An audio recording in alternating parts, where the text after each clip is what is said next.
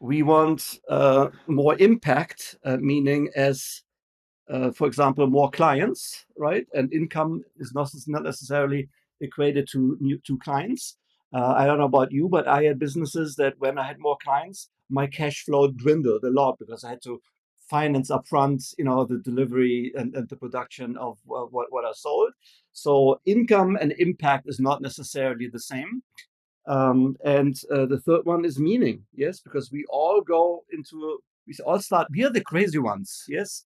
When you look at like the majority of businesses go out of business within a year, right? So we are the crazy, we are the fruitcakes, yeah. So we would like to start our own business and give it a try, all right? But we do this for two reasons. It's basically for one reason, because we would like to have the lifestyle that we think that comes as a small business owner. Yes. So meaning we have more income, and we can set our own schedules, and we can travel, and we can buy bigger cars and better houses. And by the way, we don't want more money or better cars or better houses, because they don't do anything for us. We want a better experience, a better meaning in life that we have, like if we were employed. The downside of that is, if we are, so here's how that works. If we live in two different realities, yeah. So if you are a small business owner, yes, you what you do is you have decided to take um, high risk in return of potentially um, larger income. Yes, employees. If you're an employee, you employees prioritize safety over risk, and in return, they make a little bit less money than we do. That's the idea. Yes. So as business owners, we are in. Oops. Let me give you a nicer color. This is where we are as business owners, and this here is where we are as employees. So we live in two totally different economies, two totally different realities. Does that make sense? And that's why we need to plan differently. Okay, I give an example, just a brief example to set the tone here. When you talk about retirement savings, okay, so when we are here, when the employees, and that's where financial advisors, any financial advisors in here? I need to be careful, right? They drive me nuts, because when they work with employees, what they're saying is, okay, you have a certain income. Yes, and then you have a lifestyle um, that you want to afford, like a house, car, and so on, keeping up with the Joneses. And then what's left over, you save for retirement. Yes, makes sense. So, no, not save. Sorry, I need to learn how to spell, right? So save. Let's just put retirement. Okay. So as small business owners, because we live in a different reality, that doesn't hold true. Okay. So as small business owners, we have an income. Okay. And then we need to put the retirement savings first. Yes, because nobody else does it for us. And then we adjust our lifestyle according to our income. Yes, makes sense? And the beauty about being a business owner is that you control your income. Yes. The downside of being a small business owner is you control your income. Yes. So when you're here and you realize that you cannot afford your lifestyle, very easy fix. You just go back and you crank up the sales machine. Make sense? That's all you got to do. And if you're falling behind, then having you give another webinar, have another session, go out, make more phone calls, have more chats on Facebook or LinkedIn or whatever. Do something, right? But that's again different reality. Does it make sense? And therefore, as small business owners, we need to look at differently how we spend our time, how we manage our calendars, and also how we go after our income. Our number one responsibility is to crank up that income. Because if you don't crank up that income, we're not going to make our dreams come true. Yeah, give me a big yes if you understand that. Yes, suppose give me give me a big, like, Hell yeah, also, right? Oh, I love, yes, I love tacos. Give me tacos. Give me tacos here in the chat box. Okay, so that's what I'm working on from. And but we all, while we're doing this, we forget about meaning. Yes. And in order to be successful, what we need to do as business owners is three things. Yes, or six things. We need to have absolute. Let me see. Sorry, I was jumped ahead. So what we want instead of income, we want results plus. Yes, we want with results beyond standard norms. That's our goal. You follow? Because otherwise we can get a job. Second is we want, in terms of income, what we want is, oh, wrong color. What we want is resilience, meaning we want we want impact and clients over the long term. Yes.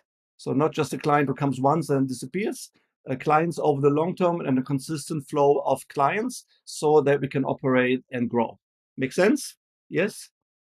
And then when it comes to meaning, for most of us, that means rest and recreation or overall well being. And that's mental and physical vibrancy. Yes.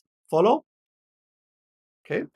Um, and that is measured in terms of dollars, numbers in terms of numbers of clients, and in terms of what well-being means for us. Does it make sense so far?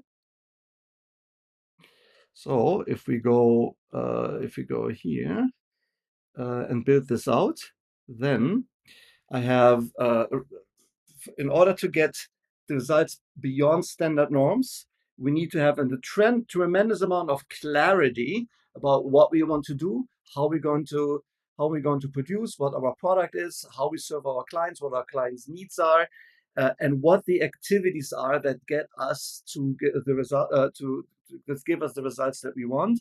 And we need to have a tremendous amount of productivity, right? So the ability to blend out all the distractions, which last year, when our kids were in virtual school, was tough. Yes, when we were on meetings like this, and then my son wasn't able to log into his school. What do you want me to do? Him not go to school for an hour, right? Or stop this meeting, right? And who knows what I'm talking about? Or do you have the leaf blower like blowing outside, or whatever happens, and or the FedEx guy on the door, and you get all the distractions. Okay, so we need to have absolutely the clarity and the discipline to blend out all the distractions in life in order to get our results. Almost like with Asperger's, like focus. Yes, makes sense. And I mean that with my utmost respect. I have a lot of clients whose kids have Asperger's. I know it's very difficult for them, but it's a good analogy that they also get. Yes. I always think that Bill Gates is borderline Asperger's, and that's why he's so successful. I don't know. I'm just making this up. Am I digging my hole here? No, am I? Anyway, so and when it comes to impact really is the ability to go out and go after clients, right? And that requires two things, right? For one, we need a tremendous amount of courage. It does take courage to go out on stage, right? Go out on the arena and share our message, right? We need to deal with rejection. Who gets more rejection in their business than you get praise? All of us, right? So that happens to all of us. We are the crazy ones that go out. And right now we live in a world where the arena, and say Brené Brown said that in one of her presentations, we live in a world where the theaters are full of cheap seats of people that will not have the courage to go out on the arena, but will rip everybody apart who does. Yes. So we need a tremendous amount of courage, and we need a tremendous amount of influence. Yes, because we need to talk to people, we need to rally our teams behind us, we need to work with peers, we need to work with this group to help us give us referrals, right? We need to go to those meetings and show up as the best version of ourselves. Usually we show up as like we don't go on a date, meaning much nicer than we really are in real life, right? But we would like to influence people to help us in our cause, rally behind us, support us. It's also true for our families. And we want our clients to take action that is meaningful to them. Does that make sense? And the biggest influencers in the world do three things, right? So they help others to think differently about the situation. Number two, they challenge them to take meaningful action. And number three, they role model the way. But that's a topic for another presentation. And then when it comes to meaning, meaning comes really down to the experience that we want. Yes, it's not the money. Money doesn't do anything for us. It's not the car. Right? So, and our biggest example is always take the Porsche Cayenne and the Volkswagen was a Touareg. They are identical cars coming from the same factory, rolling off the same conveyor belt in Germany. Yes, developed by the same engineering team. One is $40,000 more expensive than the other. Yet some people would prefer the Porsche over the Touareg. Not the Touareg? Yeah, the Touareg, right? Why? Because the feeling that it gives them. I'm important. I can drive a Porsche. It's a better car than Volkswagen, yeah? Which is the same car, right? So it's not the car, it's not the house, it's not the money. There is the experience that we feel we will get from all of that. Yes, makes sense? So that's why we need to talk about experience. And then it's the amount of energy. And we business owners, in particular, we tend to prioritize income because it's so important because we live in a different reality, income over well-being. Who knows what I'm talking about? Yeah, we prioritize our business over our families.